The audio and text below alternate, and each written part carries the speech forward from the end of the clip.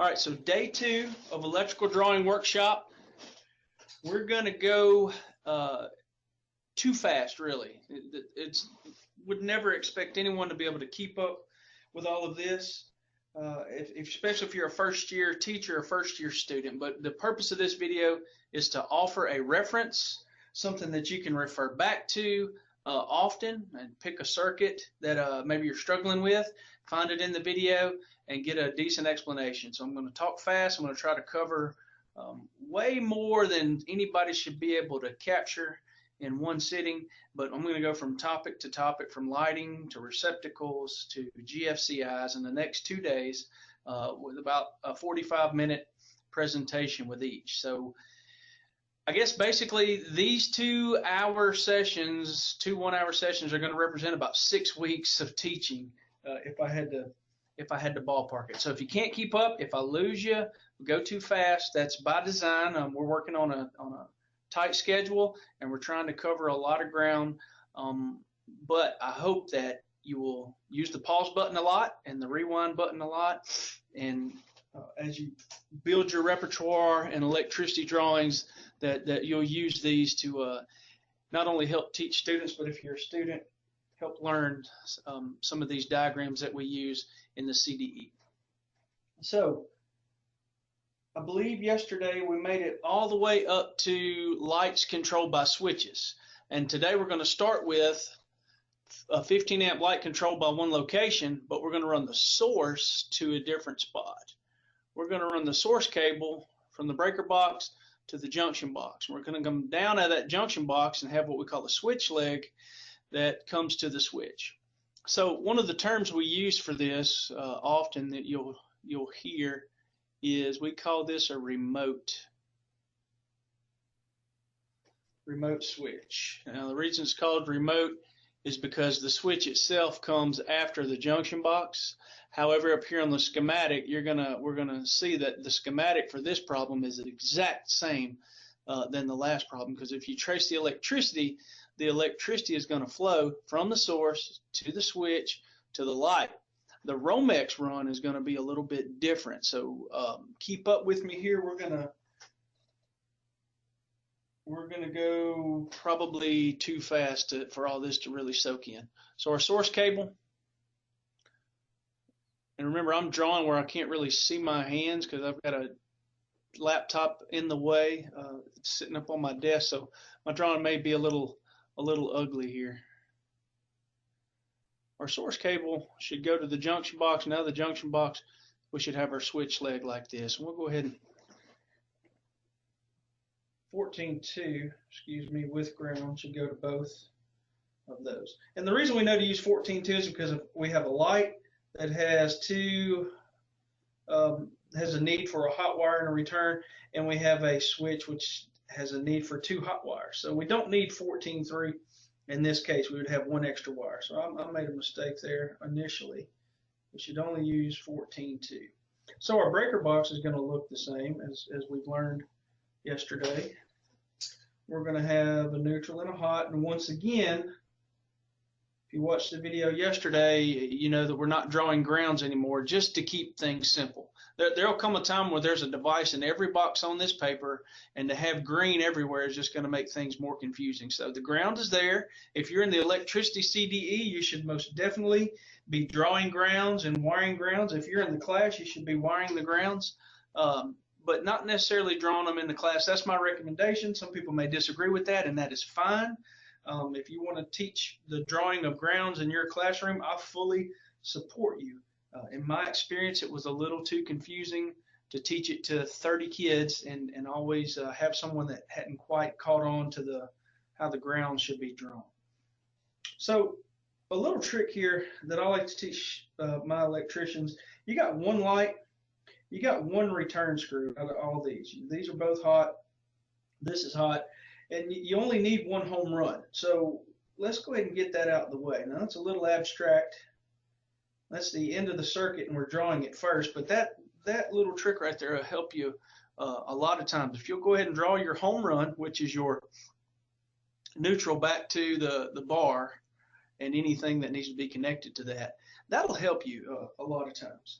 So I'm going to curl out my source.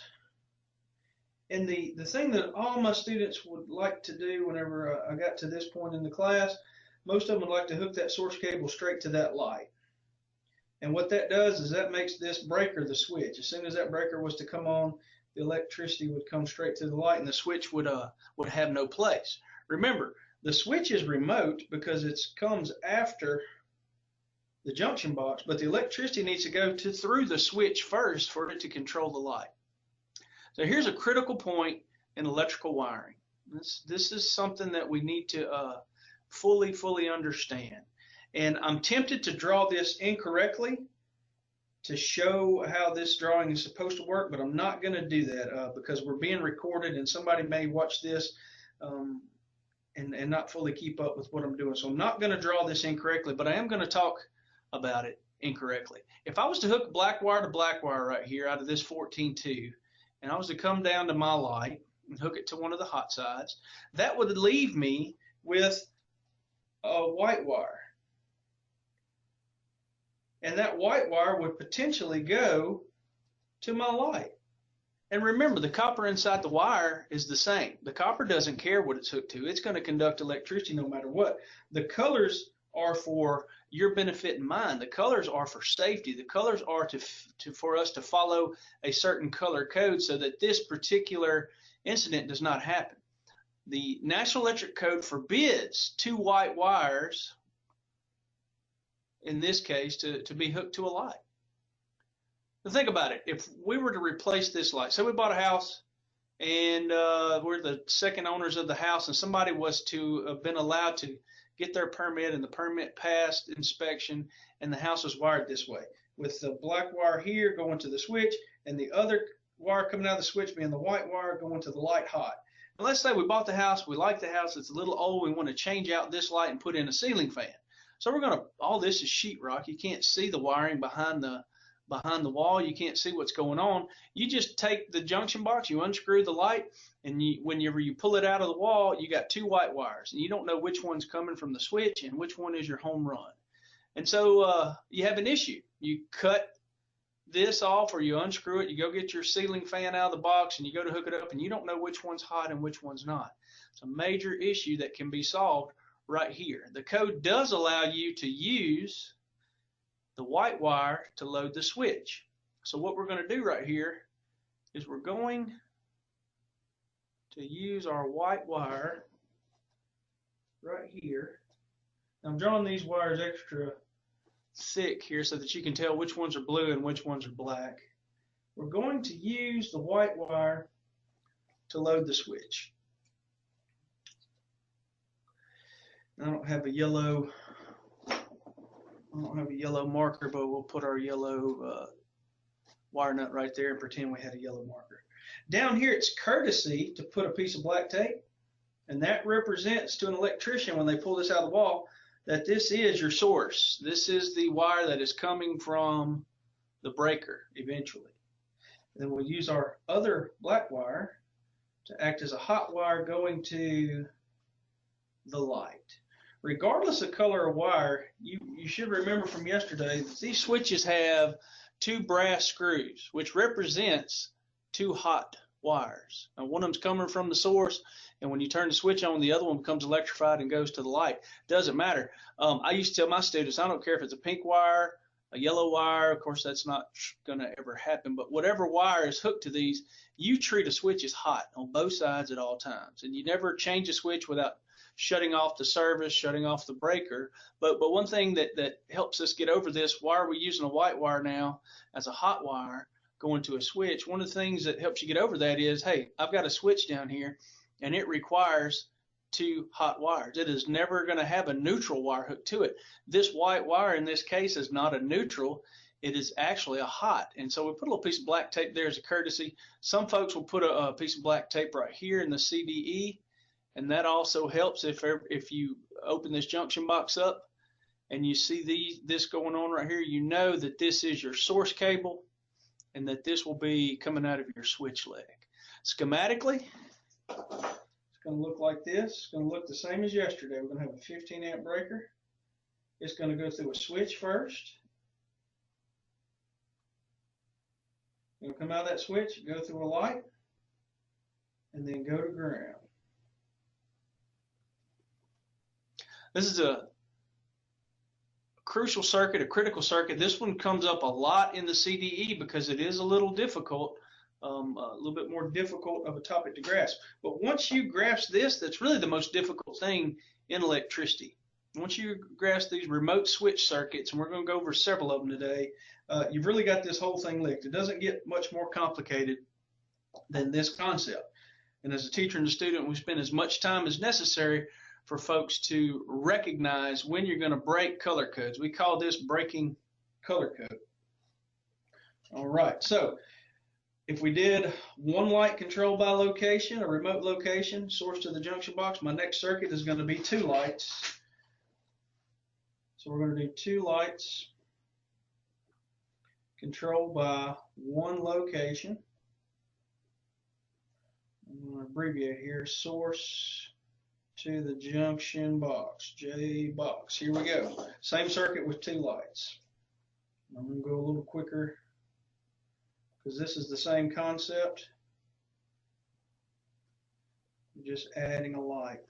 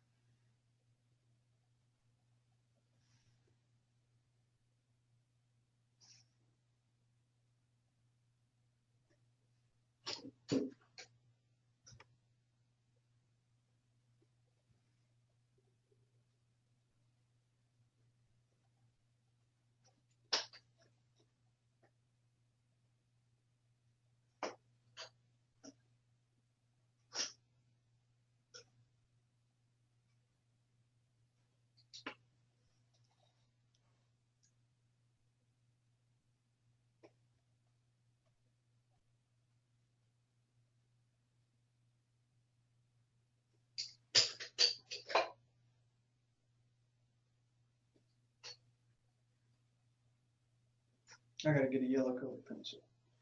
All right, let me see what I'm missing. My hot comes here, goes down to the switch, comes out of the white wire when the switch comes on. Ah, this should be blue, sorry. This should be black, I'm right there. Oh, we're good. All right, it comes in through the white wire, turn the switch on, goes out through the black.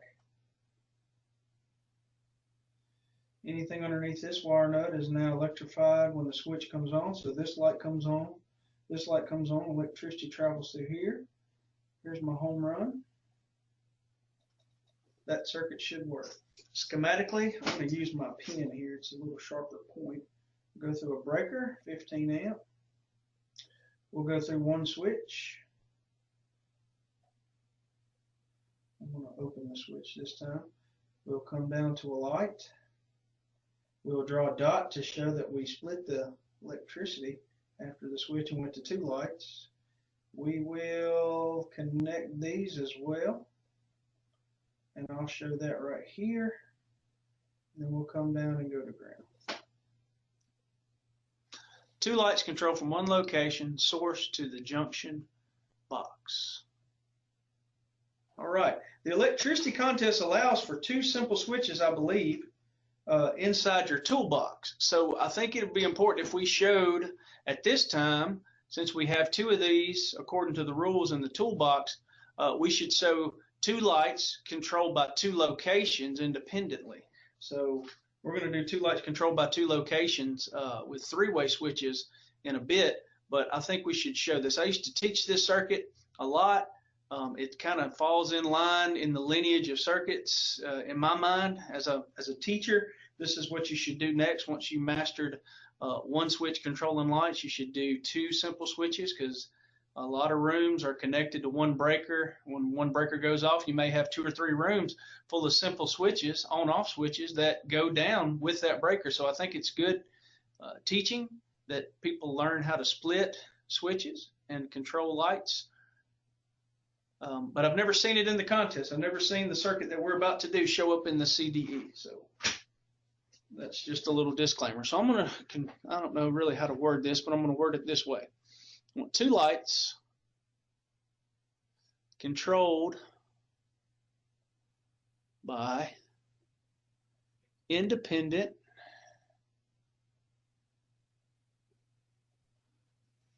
simple switches. Now, that's how my brain works. We'll do a 15 amp. This may be a completely terrible way to ask for this circuit to be drawn. But what I'm asking for is 2 lights controlled by independent simple switches. I want a simple switch here controlling this light. I want a simple switch here controlling the light in this box. That's basically what I'm asking for. Keep this one simple. We'll ask for the source cable to the switch box. All right, here we go. I'm going to use my pen here. It seems to stay, it's a little bit sharper. My colored pencil gets dull really quickly. So I'm going to run my source cable first, and I'm going to have a switch in this box. So I'm going to draw that out here to the left. I know that I've got a switch here that's going to need electricity, and it's going to get it from the breaker, but I've got 2 switches that's got to get electricity. So I know I'm going to have a switch over here. I'm going to have a switch over here. Electricity is not wireless. We have to run wire for these switches to work. This sort of electricity is not wireless anyway, at least not yet that I'm aware of. So I know I'm going to have a switch over here, right? Let's see, let's flesh out the rest of this skeleton of this circuit. Notice I'm not labeling. I know I'm going to have 14.2 right here. I just need a hot and a return. It'll be a long time before we show 12.3 coming out of this box. So for the time being, and for most of our circuits, we'll always use 14.2 here. I'm not going to label this one yet until I've had time to kind of process the whole circuit. I'm going to come out of this box to control this light with switch number 1. And so I'm going to have to come out of this switch box to this light box to control light number 2 with switch number 2. And I know that I only have a hot and a return, or a hot and a neutral, so I can use 14.2 with ground here. 14.2 with ground. And so I haven't labeled this yet, and I'm probably not going to until I start to connect the circuit together and I decide if I'm going to need an extra wire or not.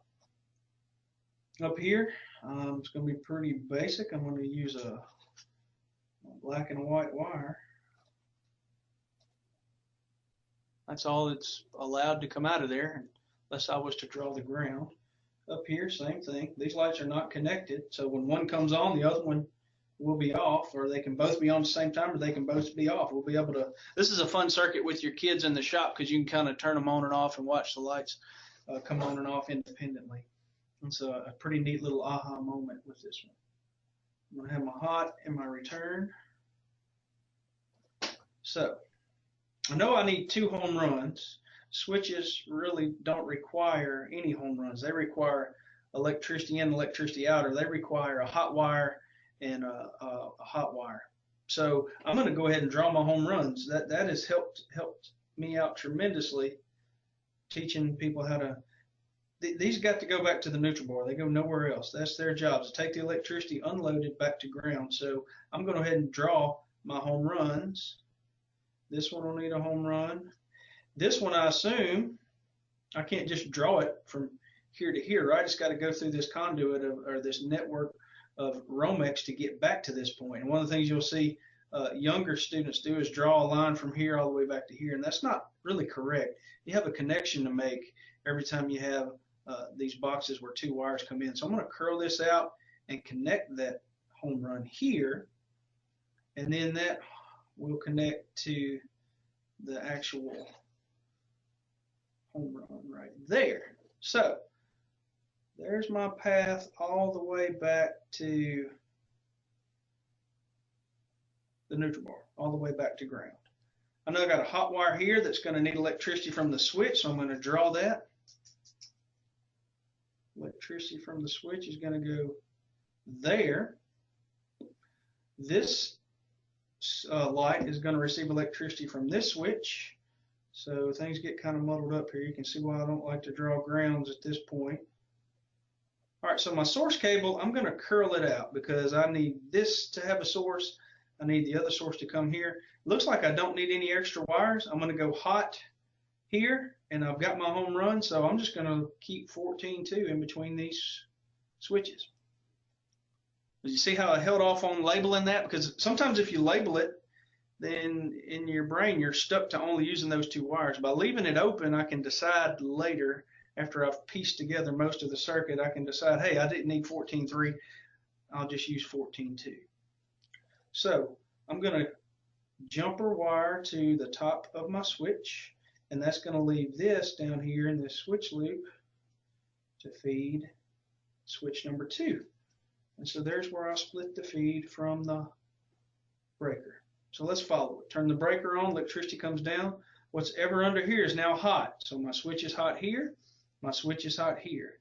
Turn on either switch. Both switches are now receiving constant electricity as long as the breaker's on to the top half or the bottom half of the switch, however you want to look at it. Remember, it doesn't matter.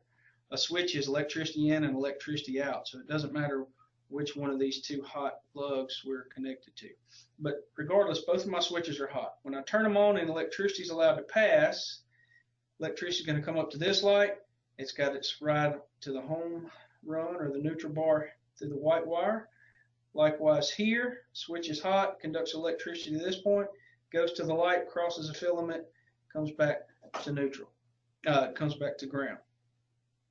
So remember my disclaimer at the beginning of this video. This is about 2 or 3 days worth of teaching and shop work and explanations. I'm just going to roll right through this one and go on to the next one. So if your mind is blown and you're kind of a rookie at this and you're going, man, this is way too much too fast, that's because I don't have 6 weeks of video time to cover all of this. I'm going at a very fast clip so that teachers and students can get what you need and use it as a reference. So here's the schematic for this one. It's still a 15 amp breaker because it's just a lighting circuit. We use 14 gauge wire for that.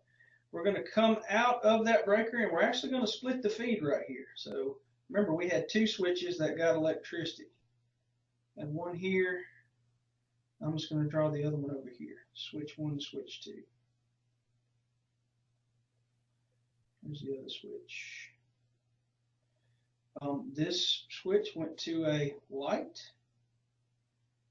This switch went to an independent light of its own. Both of these independent lights share the same ground, so I'll show that with a dot. And there's my ground sign. So here's this switch receiving electricity, this switch receiving electricity from the breaker, both of them controlling their own light. Once again, this circuit's very common. Think about your house. And if the breaker's ever thrown in your house where your bedroom and maybe the master bedroom and a smaller bedroom in the house, they both lose electricity to the switches, this is how that happens. I think this is an important circuit to teach, an important concept to understand. And remember, I don't have an extensive history with the electricity contest. I just know that I've always taught this one and I've never seen it performed in the contest. All right. We can do this same circuit remote. We can go source cable to the junction box and then down to this switch, over to here and back up, and that's what we're going to do right now before we start 3-way. So let's make it even more complicated. So we want lights controlled by simple switches. Source cable to the junction box. Here we go. Same circuit in a remote switch fashion. So we're going to go here first, and we're going to have to come down to switch number 1. All right. Could probably branch this, but I don't think there's a need to. I'll go over. I'll catch the feed going to this switch and feed switch number 2 with it. And then this switch will go feed this box. And there's definitely more than one way to do this circuit. I'm aware of that. This is the way I'm going to attack it right now. And if I make a mistake, we'll crumble this paper up and do it again. That's always an option. Done that many times in my career. So that should be the overall path of wires that we can use to figure this one out. I need a hot and a neutral here, a hot and a ground, so I know that's all I need there. I've got to curl my heat out in this case because I know I've got to feed 2 switches, and I'm going to do my home run. I know this needs a home run and I know this needs a home run. I'm going to go ahead and wire that and get it out the way. So I know the white wire used in here is going to be necessary to give this wire a home run. So I'm going to go ahead and do that. And notice I hadn't labeled any of these yet, and that's by design. I may need a 3rd wire in this circuit, and I'm going to allow myself that. So there's this home run. There's this home run. I know that is finished business, and I can already see an issue here. I can already see an issue. I need to feed this switch electricity, and then I need to send electricity up to this light. So I'm going to need 14.3 right here. I'm going to need an extra wire, 14.3 with ground, because I've already used the white wire as a home run, and I can't use the bare copper wire for any sort of electricity. It's strictly a safety wire in case something was to short out and ground out. It would take the electricity back to the ground. So I've got to have a 3rd wire.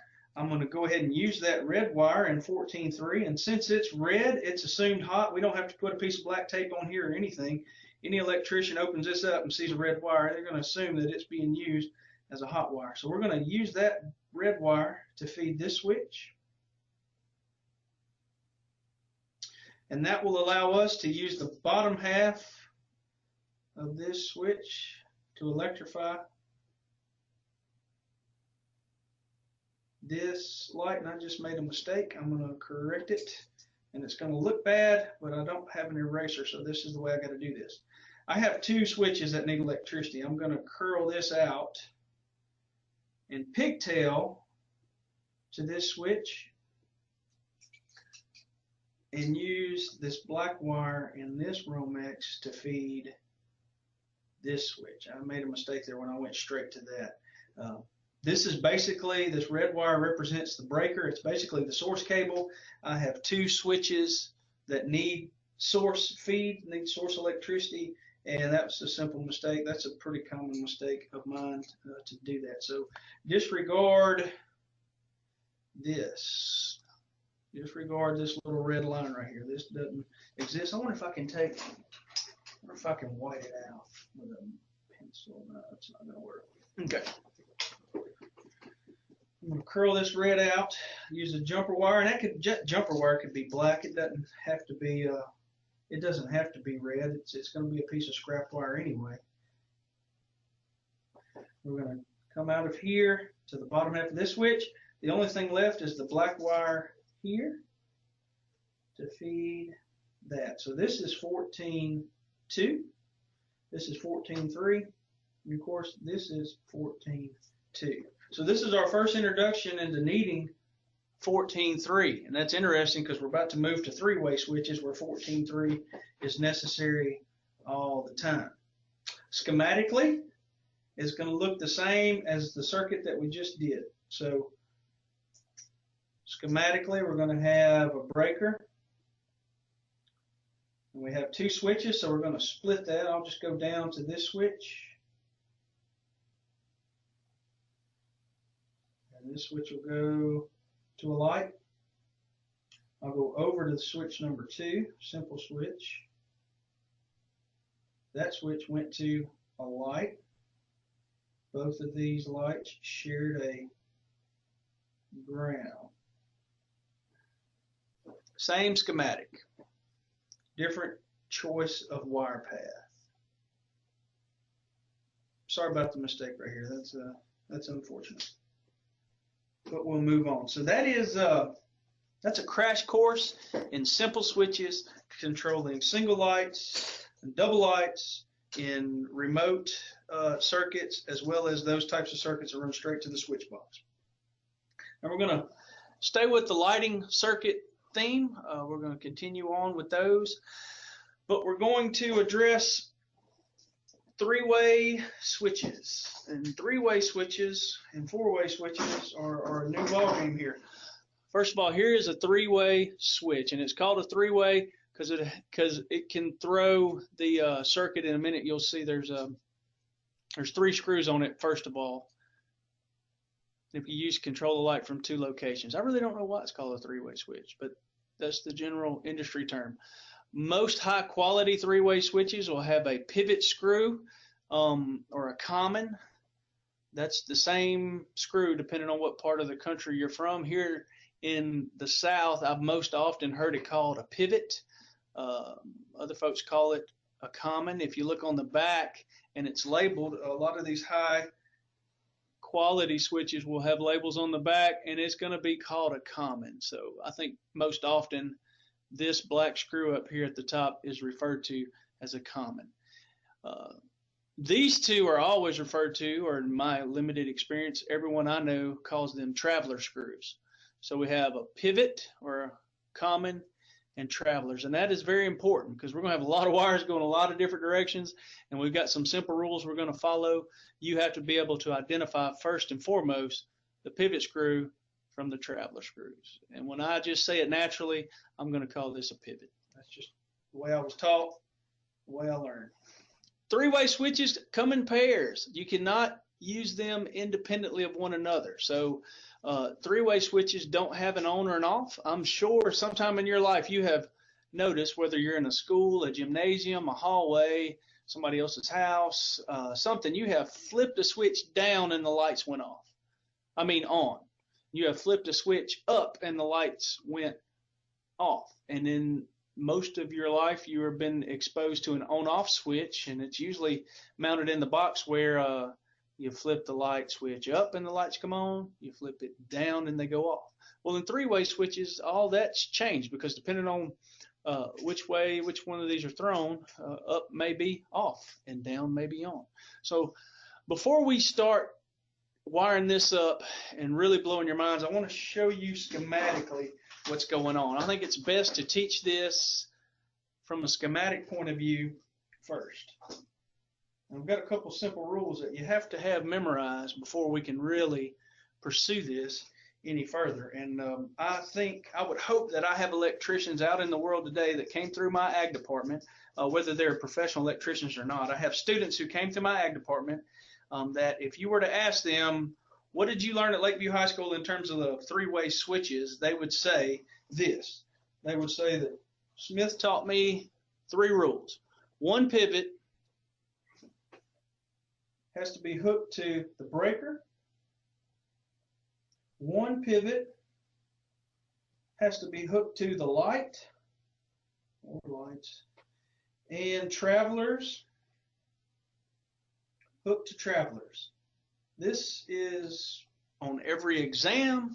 This is on every quiz. This is on a fill-in-the-blank test. This is something that people have to answer almost every day in my class once we get to this point. It has to be ingrained because you're going to have more than one black wire in the box. Almost every time from here on out, you're going to have to know which one of those wires is going to the breaker and which one is going to the light. Wire awareness, I guess, is a term we can use.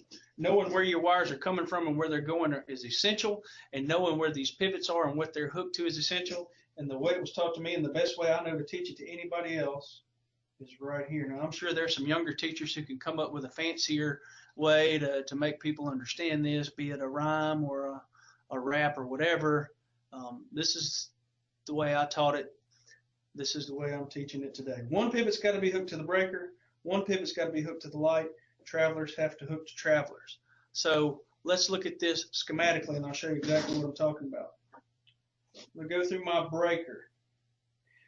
Three-way switches look like this schematically. And here's what's going on inside whenever you turn these switches on or you flip them to turn lights on or off. Let me put my light right here. So I'm going to follow my 3-point rule. I'm going to hook 1 pivot. One over there by itself is a pivot screw. I'm going to hook the other pivot to the breaker. Now, we're receiving source electricity, and depending on the way this is wired and this is thrown, electricity is going to be sent to the light. But these are made to be separated. You've seen three-way switches on hallways. They're very popular. You turn the lights on at the bottom of the hallway. When you walk up to the top of the hallway, if you're in a two-story building or two-story house, there should be another three-way switch at the top where you can turn the lights off. In long hallways where you may not have a stairway, an upstairs stairway, but you may have a long hallway, you can turn them on or off. Some garages you can, pull into the garage, turn the lights on, where you can unload your groceries or whatever. And when you walk in the house, you can turn the lights off from right inside the door. So three-way switches are common, especially in new homes. And then let's continue on. I just wanted you to understand where three-way switches were used. They're used quite a bit. So inside each switch, and I'm just going to draw these at random. I'm going to draw one up and one down. Inside these three-way switches is a pole, and that pole pivots between one traveler screw or the other. You can't really tell from the switch itself how this is arranged. You can flip the switch, but you can't really tell which pole, be it, the electricity going to travel, the pole is touching this screw or this other traveler. You don't know, but the point is it pivots between the common screw and the traveler screws. So this represents that pole. The travelers have to be connected, so let me do that. I've satisfied all three rules. One pivot's connected to the breaker, check. One pivot's connected to the light, check. The travelers are connected together, check. So right now, if you follow this diagram, if the breaker's turned on, electricity flows to the pivot, it goes to this common, jumps over to this common, the light is essentially off. Right now, the light's not on. If I throw either one of these, if I throw this one up or this one down, the light comes on. That's how three-ways work. So let's say I throw this one down, the light comes on. Consequently, if I would have thrown, if it was still set this way, throw this one in the up position, then the light comes on. So that's how these work schematically. All right, Hunter, I know your class is about to end and you've got to log out, but I don't really want to stop here. I'm going to wire some three-way circuits, and I'll have it recorded so you guys can catch up on it tomorrow. I've probably got another 15-20 minutes of wiring to do, of diagrams to go over, but I want to get three-way circuits over and done with today. I may even do a four-way circuit, so that tomorrow all we've got left is receptacles, GFCIs, and 220s. So I'm going to continue on even when you guys log out. So let's go to our light controlled by two locations. So one light controlled by two locations. This is a three-way circuit. We're going to run it to the switch box first.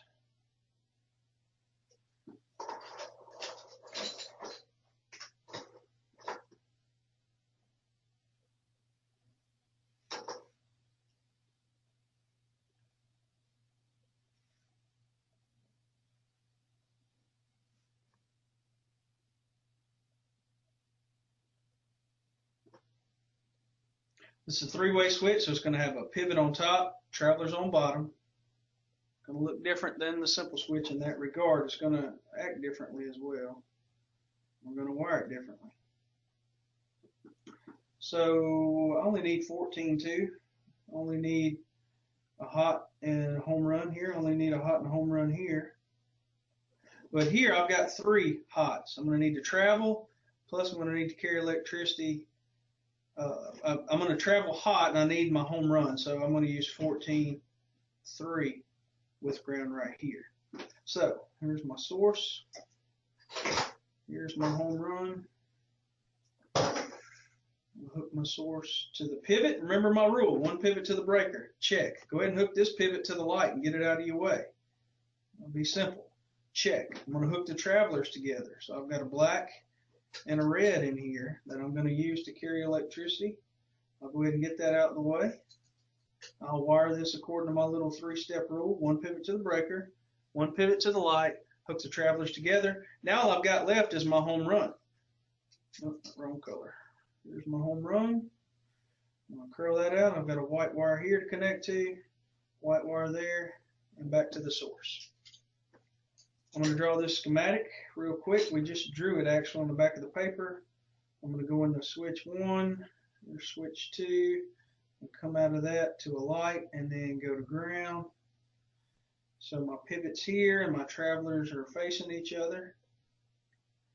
I like to throw it one way or the other, and I like to show a line right here schematically of how it's hooked up. All right, so there's how you do it straight on. I'll do 2 lights now, same circuit with 2 lights. This is 2 lights controlled by 2 locations.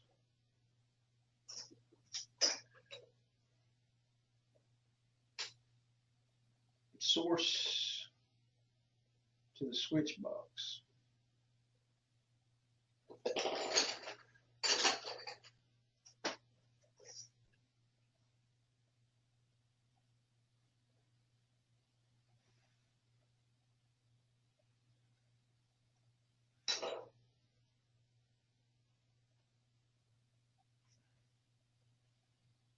Two lights. No, all I need is 14.2. 14.2. Need a hot.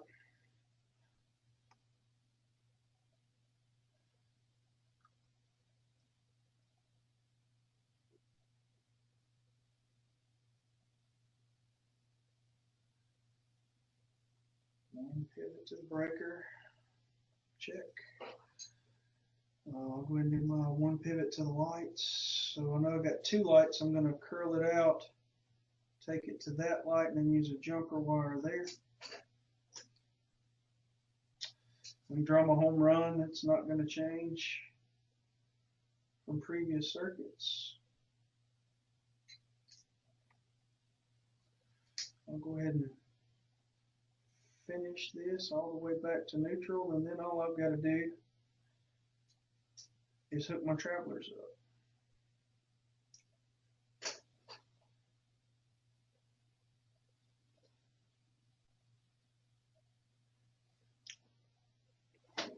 Two with ground, and the schematic stays the same.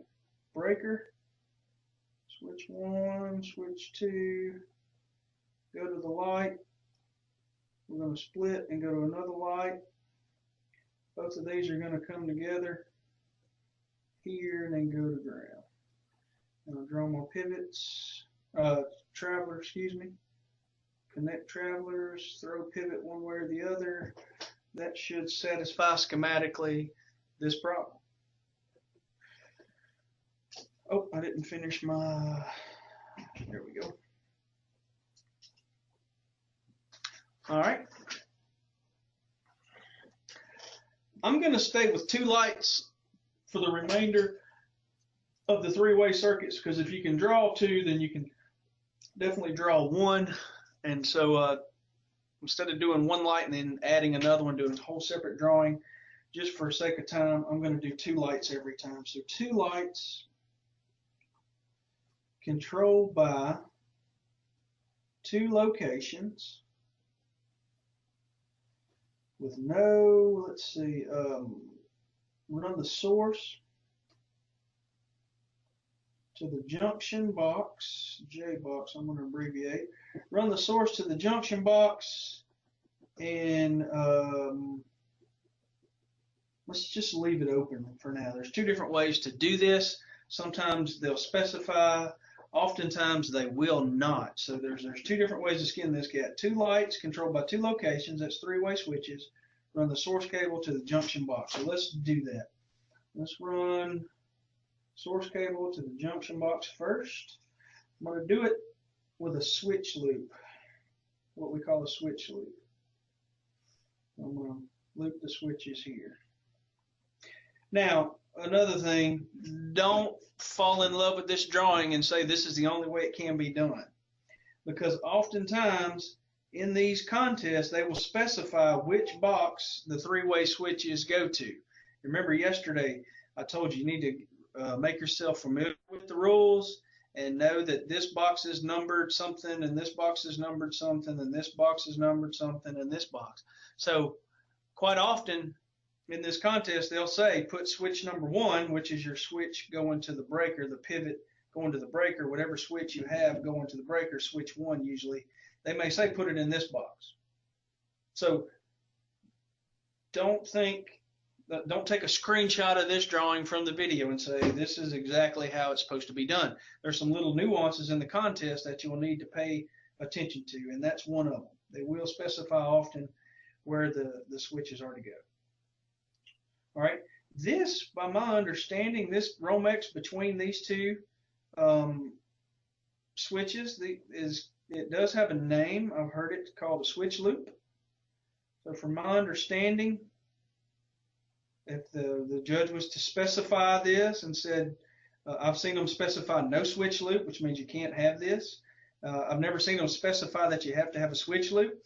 But just for sake of terminology, by my understanding, and I'm sure if I'm wrong, somebody will let me know, that technically I understand this 14.3 that runs between these two. I understand this to be a switch loop. All right, so I'll run this here. This is all we need here is 14.2 with ground. And I said we're going to do 2 lights, and we shall. So let me do this. Connect the lights.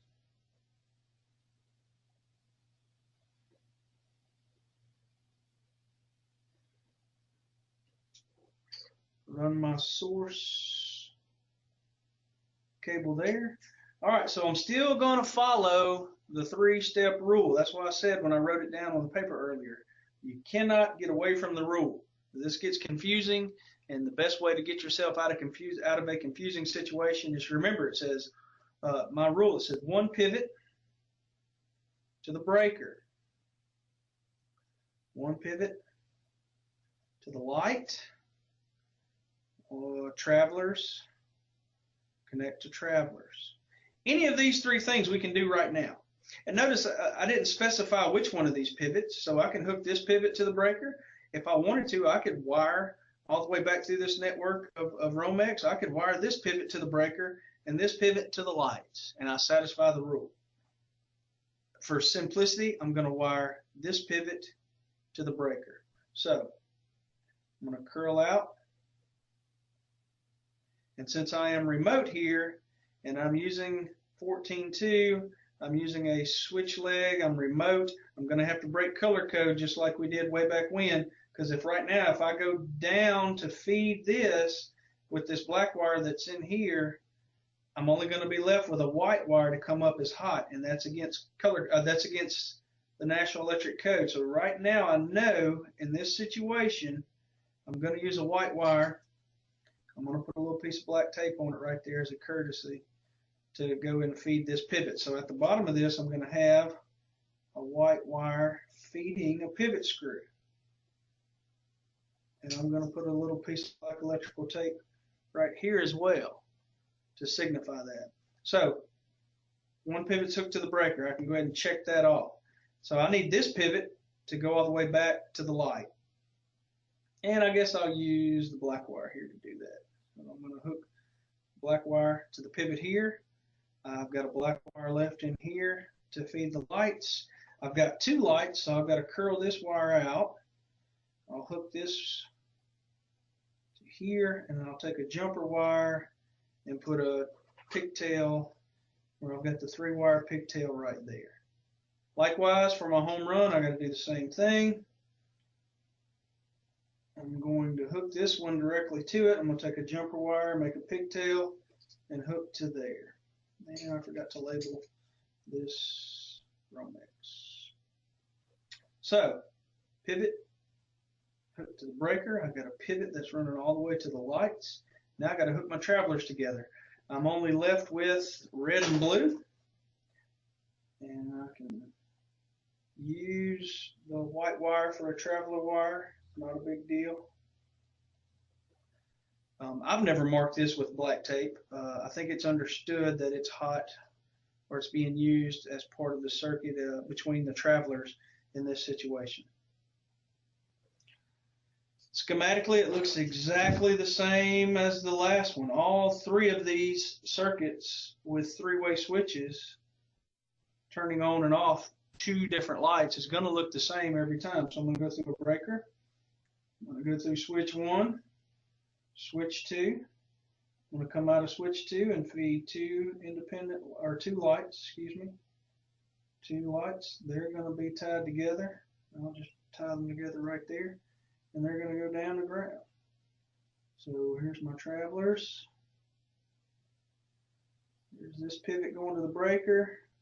We took my travelers together. I got one pivot to the breaker, one pivot going to the lights, and the travelers are connected. That's the exact same schematic that I drew for the previous circuit. It doesn't change just because the choice of path changed based on what the judge asked us to do, or based on the problem, or based on the house, based on the scenario, based on the distance of the breaker box from the junction box, or the breaker box from the switch box. That's really what determines these circuits, is the way the house is set up or the building is set up. We don't just choose to go to the junction box for no reason.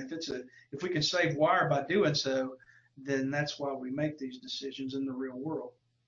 For contest purposes, based on what the judge said to do, we may have to choose this type of path for our wires, but the schematic stays the same. The electricity still flowed through these devices in this order. So that's what the schematic represents here.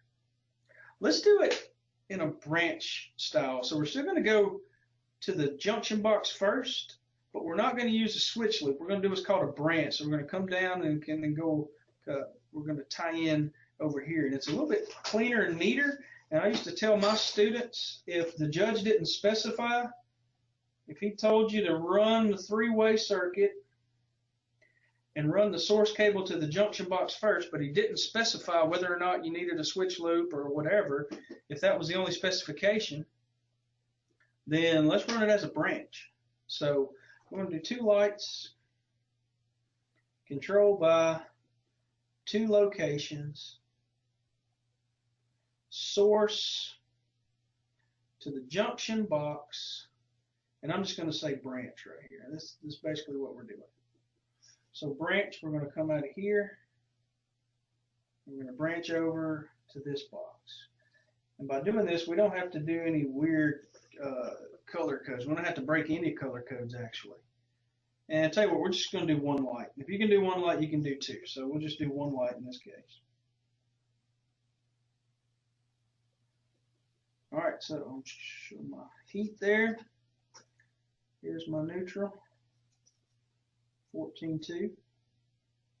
With ground, let me throw my three ways here. Switch 1, switch 2.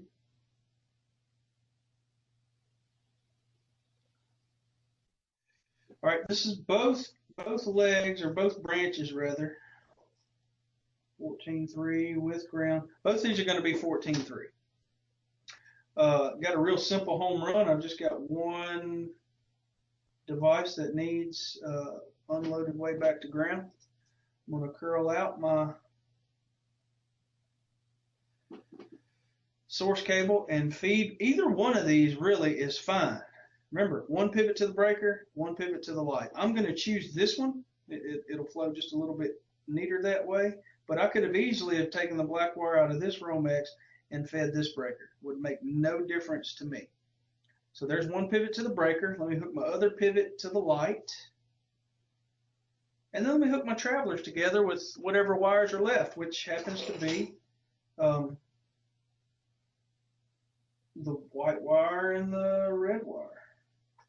I'm going to curl this down, put my two reds together. I'll curl my whites way over here, I guess, and hook them together. And that's it. This is the easier way to run a remote light controlled by two three-way switches if the judge doesn't specify how you're to choose your path. This is the way I would do it. Schematic doesn't change. Electricity still flowed through the three-way switches, still went to the light, still went to ground, in the same order. Just like that.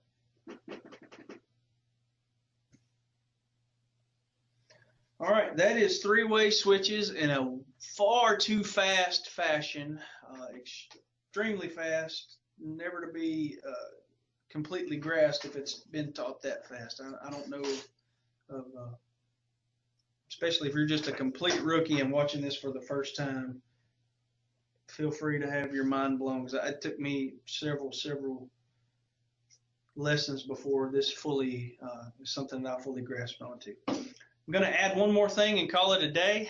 Been at this for about an hour, and that's far too long to go much farther. I wouldn't expect anyone to stick with this video for hours upon hours upon hours. So we're going to do one more little quick addition, and I won't go through all the different nuances of this. We'll draw one circuit of it, but realize there's more than one way to draw it. There's more than one scenario where you'll use it. So here are two three-way switches.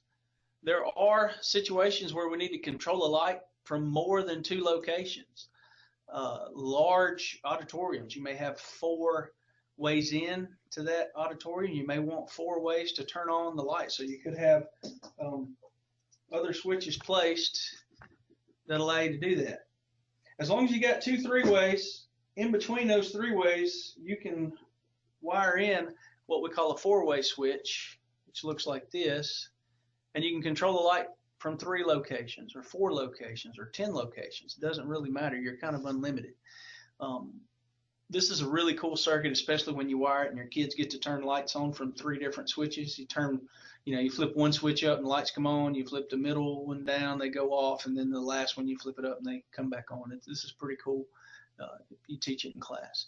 The most important thing to know about the 4-way switch is the input, which are these 2, and the output. Sometimes they're labeled. This is a pretty high quality switch. They come in different levels of quality, I guess, and some of them don't necessarily label this way. But what you really need to know is, and the most common mistake I saw from my students when I used to teach it, is they would wire it this way. They'd wire their travelers in on the right side, and then they wire them out on the left side, and that's completely false. You need to wire your input travelers to the input side. You need to wire your output travelers to the output side, and we'll talk about what those are right now. So let's once again look at it schematically. Schematically, a 4-way circuit is going to look like this. It only works if you've got 2 three-ways in play. I'm going to draw the 3-way switches. I'm going to place the 4-way switch in between them.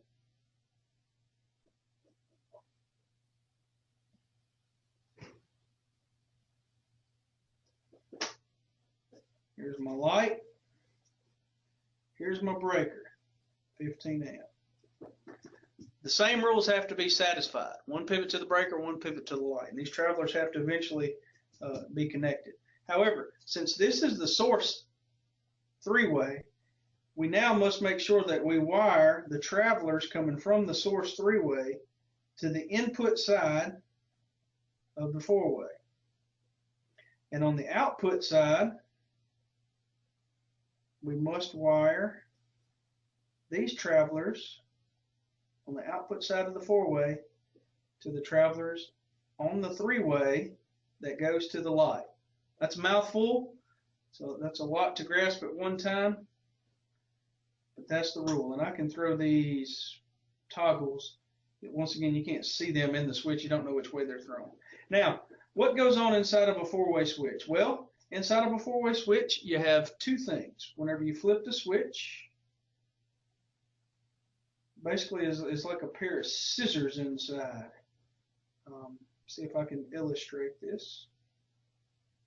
So the travelers either touch in this fashion or they do like that, depending on which way the switch is thrown. I think it always looked cooler to always have the X whenever you draw it. That's just me. But whenever you throw the switch, if it's starting in the X position, when you throw the switch, it lines up parallel across the travelers that way. So let's look at our electricity right now and tell me if the light's on or off. We follow the electricity out of here. switches on this way, it travels, electricity comes into this traveler, goes up, goes over, down, this light is on in this particular scenario. If you change any switch, if you throw the switch on any three of these, the lights go off. That's why there's no on-off written on these 3-ways and 4-way switches. So that's what's going on inside.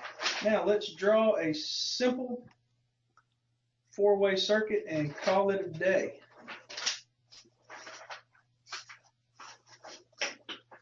We're going to draw one light controlled by 3 locations. We're going to run the source to the switch box. So we'll run our source down, and for sake of time, we're not going to draw this circuit the other way. It can be done remotely. You can run this circuit with the source cable going to the junction box, but we're not going to do it today. Been at this too long as it is.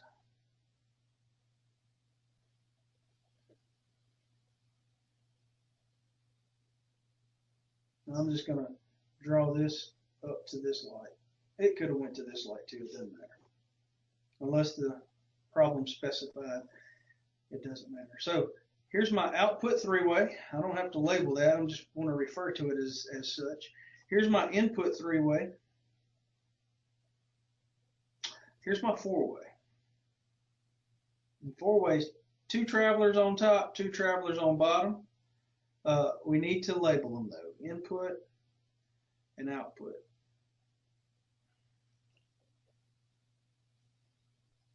So follow my same rules. Let's satisfy the same rules we started with. 1 pivot to the breaker, 1 pivot to the light. Check. Let me go ahead and label my wires here. This is going to be 14.2 with ground. This will be 14.3 with ground. This will be 14.3 with ground, because I need 2 hot wires to travel with, and I need the home run. So let's go ahead and draw the home run. Bring it all the way back to the neutral bar and be done with it. This used to confuse me. This took several lessons for me to grasp. Why am I drawing this first? Why am I going backwards, essentially? It feels like you're going backwards. It takes a little while to grasp that concept. Your life will be much improved if you grasp this concept of getting the home run or neutral wire out of the way so that you can worry about the rest of the circuit. All right, 1 pivot's hooked to the breaker, 1 pivot's hooked to the light. Now I need to hook my input traveling wires to the input side of the 4-way switch. So let's just do that. My output side needs to go to my output 3-way.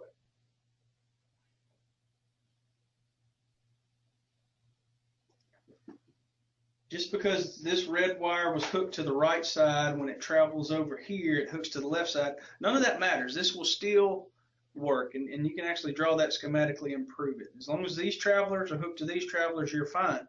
But notice, in this box, you've got 2 black wires. So I told you earlier, wire recognition or wire awareness is very important. You can't just hook the black wire up to the pivot when you get to the actual shop and start wiring this up. You can make some major mistakes here. So you've got to be able, by this point, you've got to be able to identify, the source cable, the source heat, the one that's going to the light right here, or the switch leg. Got to be able to identify that as a pivot. This is my pivot going to the light, so I've got to hook this wire here. You can't just hook any black wire, because you'll have 2 at this point, and you can make some serious mix-ups in this situation. And if you mix these 2 black wires, the circuit does not work correctly. So the schematic for this one, I'm going to draw it on the back because it's rather large. I know that's not fair, but I'm going to, in the contest, you got to draw it in that little bitty box. We're going to have 3 switches. Here's the last 3-way going to the light. Here's the first 3-way coming from the breaker. Here's my 4-way. I don't think on the schematic you have to label it, but I'm going to label it anyway. I don't think it'll hurt you to. I'm going to throw my toggle switch inside there just any way I want to. Hook the travelers up. Hook these travelers up. And I always like to show the 4-way in the X formation. It just looks cooler that way. Doesn't matter if the light's on or off in the schematic. That would be the schematic for this problem. All right, at this point, we're going to call this the end of day 2. We've covered a lot. We've covered lighting circuits from beginning to end in 2 webinars. This is a lot of information. This is weeks and weeks and weeks of slowly progressing through these circuits, drawing them, going in the shop and wiring them. This much information in a block schedule would have probably taken me 5 to 6 weeks to cover. And having it done in 2 webinars is a lot of information condensed down. So please realize that as you watch these. These are not meant to be watched from beginning to end. They're more of a reference. For instance, if I wanted to learn how to run a branch 3-way circuit, then I would watch that part of this video and use the pause button and the rewind button and just watch that circuit several times instead of watching this video from beginning to end and expecting to capture all of this material in one sitting. It's just not meant to be that way. I hope everybody's enjoyed the last couple of days. I look forward to hearing some feedback on what you guys are getting out of these videos. So at this point, I'm going to stop the recorder and call it a day. We'll do the last video tomorrow. You have been disconnected from the meeting.